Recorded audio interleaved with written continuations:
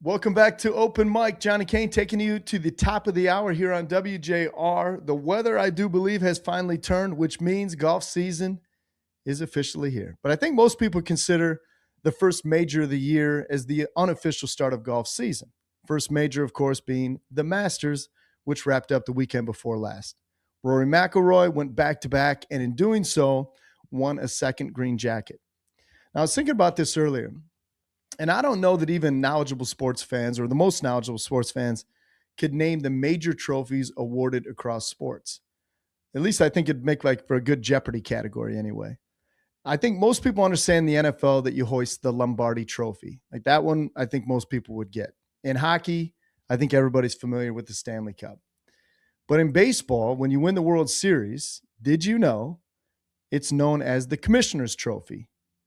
Some people may know that, other people that may be news to them. In basketball, in the NBA, it's the Larry O'Brien Championship Trophy. Again, I think a lot of people know that, but maybe not everybody. Major League Soccer, this might be a tougher one. It's the Philip F. Anschutz Trophy. Horse racing, the winner of the Kentucky Derby is awarded the Gold Cup. The point of this is, I think some prizes like the Lombardi or the Stanley Cup are for the most part universally known. And I think that applies to the Masters, where even like casual golf fans or casual sports fans, they have an understanding of the significance behind the winner receiving the green jacket. Carter Lutz, sportscaster from the University of Miami in Coral Gables, Florida, provides a bit of a history lesson behind the green jacket and the price tag attached to it.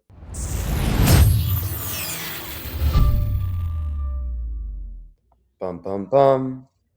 Bum, bum, bum. That's my attempt at trying to do the Masters music.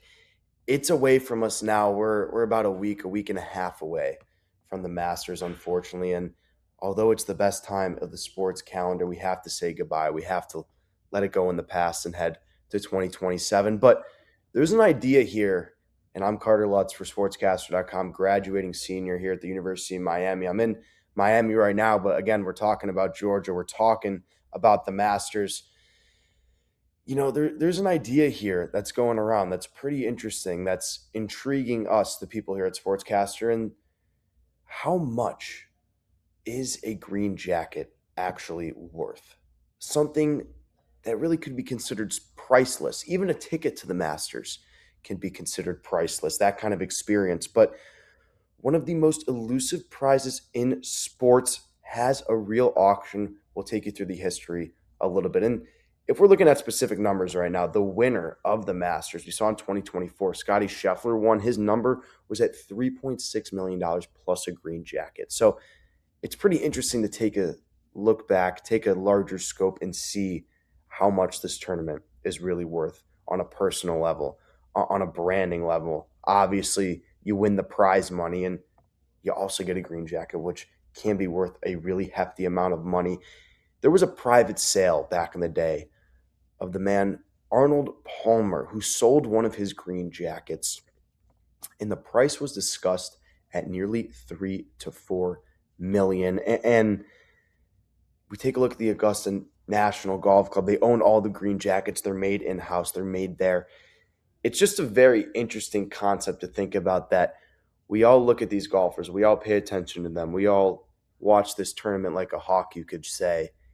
And we see the ceremony. We see the people put on the green jacket and how much it means to them on an emotional level, on that level of they worked their hardest their whole life to get to that moment. But when we take a look at it from a money perspective, it changes things and it kind of takes out the aura of the green jacket. Let's go back to the history. When the tournament started in 1934, the green jackets were introduced in 1949, and they were really originally worn by members to identify the club officials of Augusta National. They were then later on put onto the winner of the tournament, given to the winner of the tournament in a really, really cool ceremony. But we have a couple numbers of some former jackets that sold, and this is 2013. Horton Smith, his jacket sold for $682,000. That's 2013. You hang on for 10 more years, 15 more years as we're approaching that point. The tournament's just gotten so much bigger even. The aura of the jacket still means so much, and even more at this point. We saw the emotion of players like a Scottie Scheffler winning, like Rory McIlroy winning and completing the career Grand Slam. It's just special stuff. And other jackets have sold for as much as 100,000 or less. So it really varies, but I think it's an interesting conversation to look at it from this point in time. The year is 2026.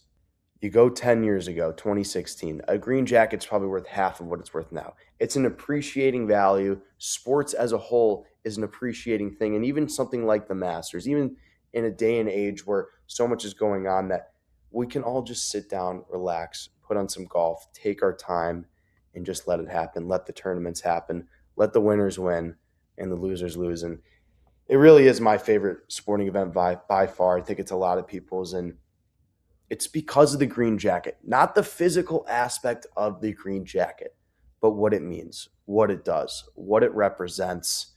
And that's what the tournament is all about. It's not just about hitting golf balls and going around and walking around and the patrons, everything. No, there's something about it that you just can't describe, that you just can't put your finger on, that makes it extra special, that gives you that little tickle in your chest every single second weekend of April. It's the Masters. It's everything about it.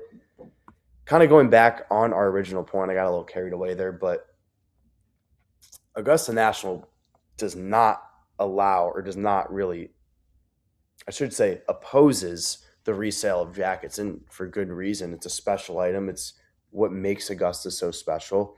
And apparently the FBI recovered a stolen Arnold Palmer jacket. Yeah, the jacket that I mentioned before for $700,000. That employee who stole that ended up stealing over $5 million. $5 million from Augusta National Golf Club. A 12-month prison sentence. That's it.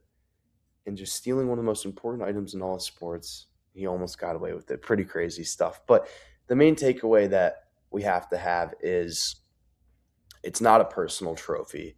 It's not something to flaunt. It's not something to show off. It's something that represents something that is bigger than the actual player, that is generations long, that makes Augusta National so special and makes the Masters all of our favorite golf tournaments of the year. It's rare. There's restrictions on it. It's increasing value, and just the controversy surrounding it all is pretty cool. So try to take a little bit of a new perspective here with the Masters. We love talking about it. We love it when the week comes and watching everyone, but the green jacket specifically, there can be a different way to view it. Have you ever thought about that? How much is a green jacket really worth? How much is a Lombardi trophy really worth? Or are these things just priceless? Is it just the aura and the sense around it that makes it what it is and gives it the name that it deserves? It's a good question. It's a good conversation to have, and a little bit of a different perspective here as we're a little over a week after the 2026 Masters, where Rory McIlroy went back to back. We'll have to see in 2027 if he can repeat. Thank you so much for listening. Carter Lutz for SportsCaster.com. Take care. That was Carter Lutz from the University of Miami. Side note here, I've been in the lottery system for Masters tickets for, I think, around 15 years and haven't hit it just yet, but there's always next year. The website for tickets opens on June the 1st. If you'd like to put your name in and go down to Augusta next year, not to win a green jacket, but maybe see one up close and personal. So there you go. A little history lesson on the green jacket. Also, a little better understanding of how former players transition into the broadcast booth. We also talked tonight about how women's sports, in particular women's basketball, continues to gain in popularity. And what I found fascinating, the future of sports marketing utilizing social media platforms. So we covered some ground. Hope you pulled something from tonight's show. As always, we see you on Wednesday nights at 8 o'clock here on WJR. And all the voices you hear are future sports broadcasters who are in the SportsCaster program. Look forward to seeing you again next week. I am your host of Open Mic, Johnny Kane. Until then, Godspeed.